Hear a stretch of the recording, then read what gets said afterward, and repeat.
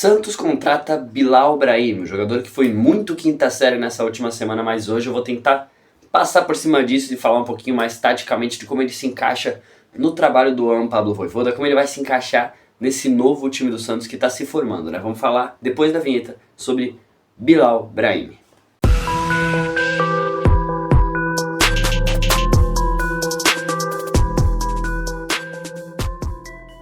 Bom dia, boa tarde, boa noite, boa madrugada para você que assiste esse vídeo. Eu sou o Gabriel, esse é o IC Santos e tá chegando aí na Baixada o francês argelino.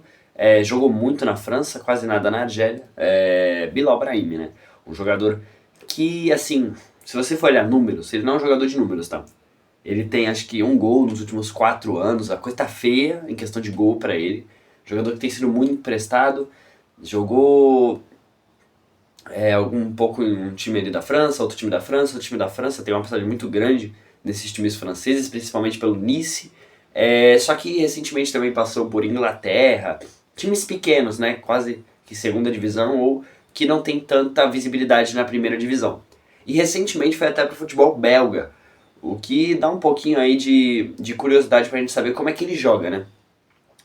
Provavelmente ele deve ser utilizado na esquerda, por causa da presença do Guilherme. A gente sabe que o Guilherme não é um exímio jogador, então outras alternativas ali seriam muito interessantes, já que na direita a gente já utiliza o Barreal e já utiliza o Roleiser. O Roleiser não tem possibilidade de ser usado na esquerda, ou pelo menos ainda não foi feito isso. Não pode atuar como meia, mas não é o ideal para o Santos, até porque a gente tem algumas opções ali como Neymar e Roleiser. É melhor que ele seja jogador ou para a direita ou para a esquerda, né? Jogador canhoto que aparentemente joga melhor, ou pelo menos tem mais frequência de jogar pela direita, né?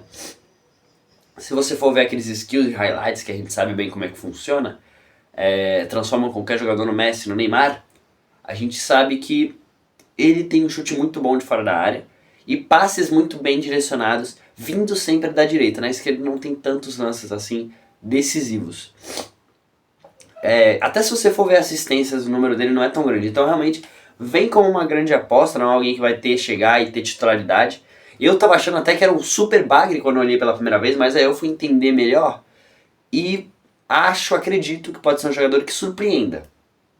Não acho que vai chegar e ser artilheiro do campeonato, não acho que vai chegar e ter a titularidade, mas parece que pode chegar e ser talvez, não sei, o Barreal da vida, que oscila bastante, mas quando a gente precisa dele ele tá lá. Ou talvez como um Guilherme, não que seja isso que o Santos precisa. Na verdade, o Santos precisava de um jogador que chegasse para ser titular. Isso devia acontecer até durante a janela de transferência, mas não aconteceu. Então o que sobra são jogadores fracos e que, assim, realmente vem com uma aposta sempre.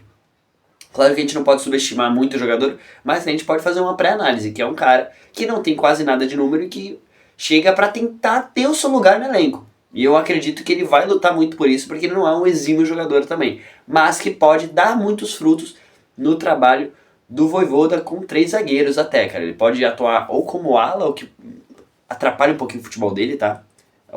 Ele chegou a jogar como ala no Nice da França, inclusive, onde ele não conseguiu jogar tão bem. Porque ele é um jogador terminal, um jogador que gosta de chegar e terminar a jogada, correr e chutar, fazer um corte ou outro chutar, ele não é tão habilidoso. E no Nice ele foi ala esquerdo, o que não ajudou muito no futebol dele. Eu espero que o Santos jogando com 3 zagueiros no esquema do Vojvoda não tenha que utilizar ele como ala e sim como alguém mais terminal, talvez um segundo atacante ou um atacante 9, talvez, criar essa nova possibilidade para esse jogador.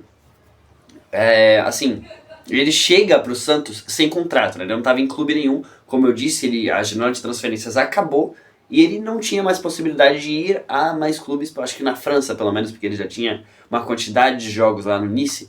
Então meio que ele poderia ser contratado por outras janelas de outros países, porém só nesse período aí pra frente até a próxima abertura de janela, né? Já que ele estava sem clube. Então o Santos foi atrás dele, conseguiu o jogador, aparentemente fecha até o final de 2026, e eu acredito que seja realmente uma grande aposta, né? Eu não acho que vai chegar e ter titularidade nesse time do Santos, que tem, cara, diversos jogadores que oscilam demais. Então, aparentemente ele vai ter a oportunidade dele, ele vai poder entrar em algum momento, quando precisar. O Santos ele foi atrás de meio-campistas, né, e não teve a possibilidade de conseguir nenhum.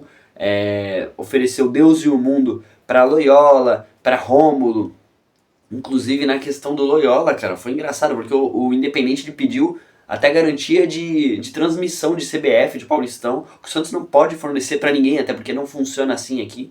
Então, assim, o Santos foi atrás, fez de tudo pra ter meio-campistas.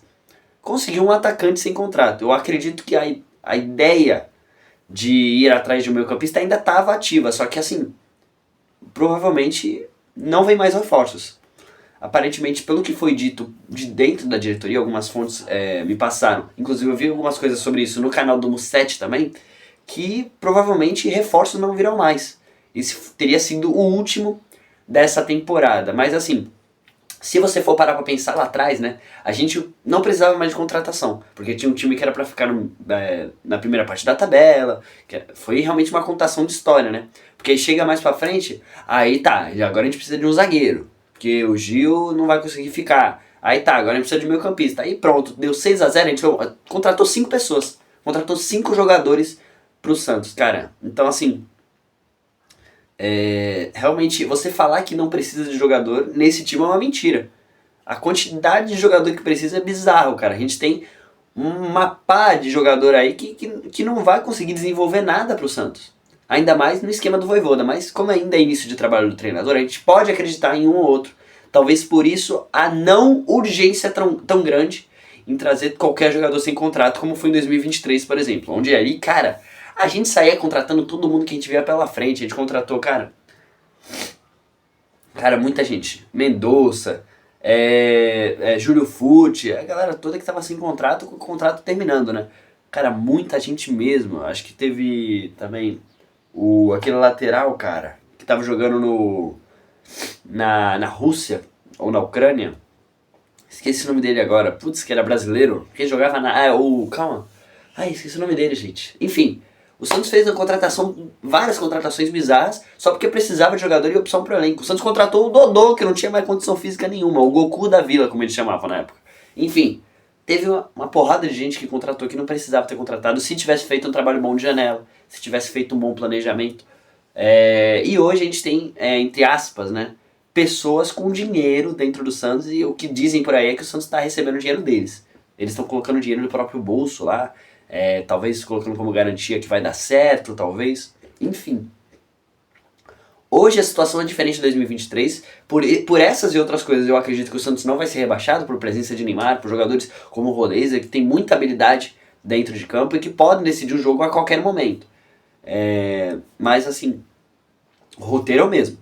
A diferença é que hoje a gente tem um pouco mais de qualidade e um trabalho recomeçando no meio do ano, diferente do que foi em 2023, já que a gente demitiu um cara em setembro, aí depois a gente colocou o Marcelo Fernandes em outubro, aí ficou acho que uns 2, 3 meses com ele, falou, tá dando certo, aí deixou de dar certo em algum momento, tomou goleada, e aí o time tava todo capenga. Hoje eu acho que o caso é um pouco diferente, mas não foge muito também da base que tem sido um time que luta para não ser rebaixado no Campeonato Brasileiro Série A. Rapaziada, não se esqueça de se inscrever, deixar o like. E se você quiser fazer amigos santistas e a Vila Belmiro junto com eles, conversar sobre tudo, contratação, desfalque, destaque de partida, enfim, clica aqui no link aqui embaixo que eu vou deixar sobre o grupo Resenha Santista, tá, rapaziada? É um grupo lá no WhatsApp, onde você pode se reunir com a rapaziada, conversar sobre qualquer coisa que envolva o Santos Futebol Clube. Rapaziada, vejo vocês na próxima. Valeu e falou!